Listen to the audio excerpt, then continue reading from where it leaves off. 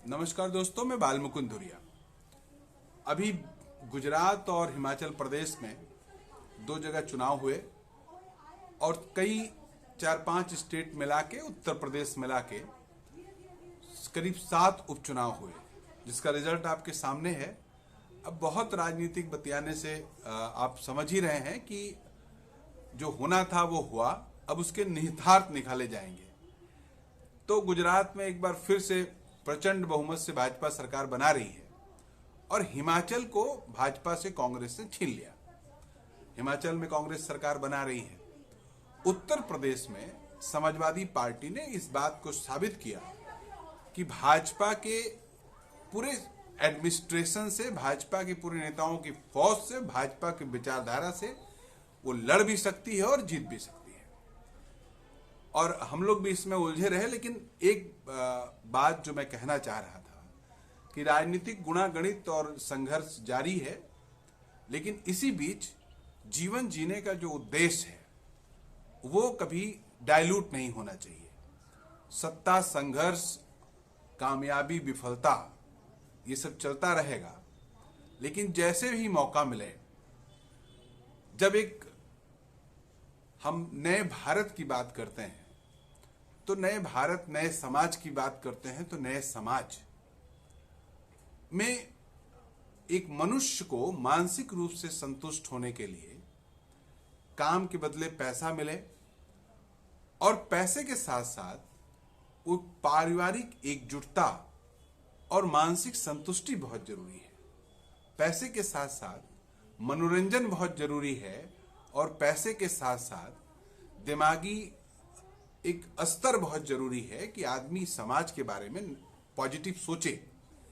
भाजपा भी दिखाने की कोशिश कर रही है। अभी मैं देख रहा हूं तमाम इनके उप मुख्यमंत्री से लेकर तमाम मंत्री विदेश दौड़ों पे हैं और कहने को ये इन्वेस्टर बुलाने गए हैं कि आओ उत्तर प्रदेश में निवेश करो, लेकिन सही मायने में वो लोग भारतीय जनता पार्टी की ये नेता सरकार के पैसे पे या जनता के पैसे पे विदेशों में घूमने का लुत्फ उठा रहे हैं। क्योंकि आप बुलाने से इन्वेस्टर नहीं आता है, इन्वेस्टर माहौल पैदा करने से आता है जो आप कर नहीं पा रहे हैं। और आपके देश में, आपके स्टेट में लोग पैसा इन्वेस्ट करें, इसके लिए आपको उतना फर्टिलाइजर स्पेस बनाना होगा।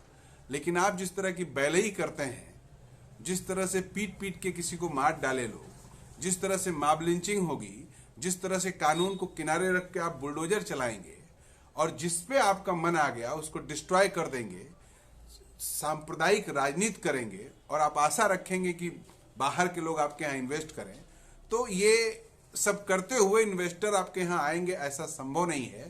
तब ये बात लगती है कि आपके नेता जनता के पैसे पे बाहर मौज कर रहे हैं।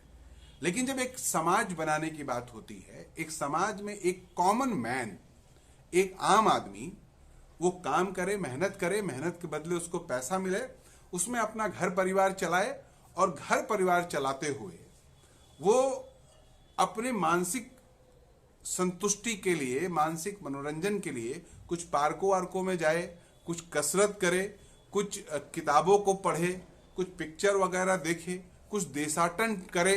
ये कैसे संभव हो पाएगा? हमारे देश में करीब 60-70% लोगों के लिए ये केवल सपना है कि हर साल कहीं घूम आया जाए और 50% के लिए तो ये इशू ही नहीं है। घूमना उनके लिए फिजूल खर्ची है। क्यों फिजूल खर्ची? क्योंकि पैसा ही नहीं है। तो घूमने में 40-50 हजार खर्चा कर दें, इससे बड़ा मूर्खता कुछ नहीं है। तो हम क्या एक ऐसा समाज बनाने की दिशा में नहीं चल सकते हैं जहां पर ये चीजें जनरली मुहैया हो लोगों को? आप अपने देश प्रदेश के बारे में नहीं जान पाएंगे, आपको पता नहीं है कि बुंदेलखंड की भौतिक स्थिति कैसी है, आप नहीं जान पाएंगे कि सोनभद्र और मिर्जापुर में पहाड़ियां आपको लुक देती हैं कि आप किसी दूसरे स्टेट में हैं। आप चंबल सुने हैं लेकिन कागजों में सुने सुने रह जाएंगे। हम लोग बचपन में नदियां सुनते थे लेकिन उत्तराखंड जाके नदियों का दर्शन नहीं कर पाएंगे। आप आके भागीरथी और सरजू नहीं देख पाएंगे। पहाड़ों की चोटियां और कैसे बर्फ से ढके पहाड़ होते हैं, तो बर्फ खाली हम आप देखेंगे। अगर स्थिति है फ्रिज खरीदे हैं तो फ्रीजर में, और बाहर स्नोफॉल नहीं देख पाएंगे। बाहर बर्फ की वर्षा नहीं देख पाएंगे। ये कैसा समाज हमने बना दिया है कि कोल्हू की बैल के तरह आदमी पिसता जाए और पूरे जीवन भर शाम की रोटी और रात को सोए तो दोनों टाइम का खाना, एक अदद जिंदगी भर में मकान बना ले, इतनी तक ही ख्वाहिश रह जा रही है। एक ऐसे समाज बनाने में, ऐसा समाज बनाने में हम आप नहीं तल्लीन हैं कि ये सारी चीजें सबको मुहैया हो।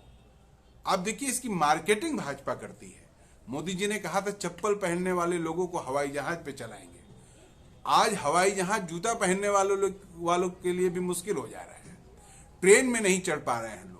तो सपना तो आपने दिखाया, लेकिन सपने पे एक कदम भी आप नहीं चले। तो ये सपना साकार कैसे हो, इसको आप भी जरा सोचिएगा। बुजुर्गों के लिए, सीनियर सिटीजन्स के लिए ट्रेनों में टिकट 50%, 60% घटा दिया गया था, लेकिन ये जो सरकार सपने की बात करती है, इसने वो खत्म कर दिया। अब कोई सीनियर सिटीजन भी अगर कहीं जाना चाहे, घूमना टहलना चाहे, रिश्तेदारों के घर जाना चाहे, तो ना तो उसको कोई रिजर्वेशन है, ना तो उसके ट्रैवलिंग फीस में कोई कमी है। उसको बराबर का फेयर देके जाना पड़ेगा। तो ये हम क्या एक ऐसे समाज की अवधारणा दिमाग में लोगों के नहीं भर सकते हैं, बना सकते हैं कि भाई हमको सब चाहिए, हमको स्वास्थ्य चाहिए, हमको सुरक्षा चाहिए, हमको मनोरंजन चाहिए, और ये अगर सरकारें नहीं दे पा रही हैं तो सरकारों के खिलाफ हमको अपना मैंडेट देना होगा। ये एक सवाल है, और ये सवाल इसलिए मेरे मन में आया कि आज हम लोग कोशिश करते हैं अपनी न्यूनतम क्षमता के बावजूद भी कि समाज में हो रहे हर इस तरह की एक्टिविटीज को देखे समझे। आज इसी तरह से घूमने का जरा मौका मिला।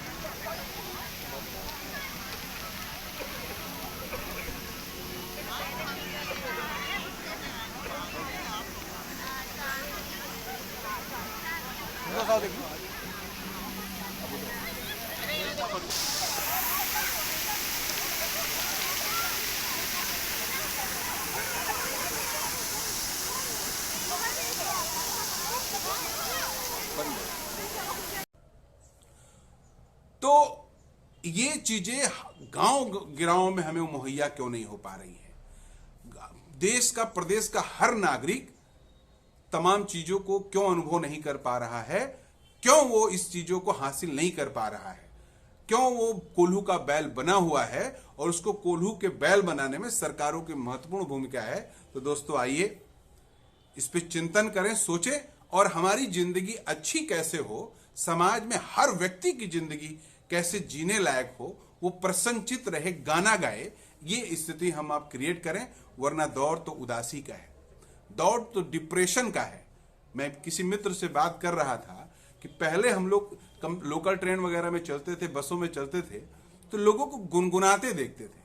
लोग स्वतः अपने मनपसंद गीत को गा रहे हैं, खुश हैं, मुस्कुरा रहे हैं, चने वाले से थोड़ा मजाक कर ले रहे हैं, अड़ोसी जो अगल बगल खड़े हैं उनसे हंस के बतिया ले रहे हैं। लेकिन ये जो दौर है, भयंकर डिप्रेशन है। आप मेरे दोस्त किसी को गुनगुनाते नहीं सुनेंगे।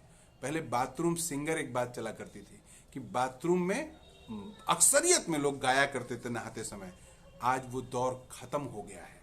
परेशानी, समस्या ने उस दौर को समाप्त कर दिया है। तो कैसे मनुष्य को मनुष्य रहने दिया जाए? मोदी जी और सरकार चलाने वाले लोगों, मनुष्य को मनुष्य रहने दो, इनको रोबोट और मशीन मत बनाओ। इस देश को बनाना है, संवारना है। जो भी बाधा बनेगा उसको ठीक किया जाएगा, उसको उखाड़ के फेंका जाएगा। जरा सोचिएगा। नमस्कार।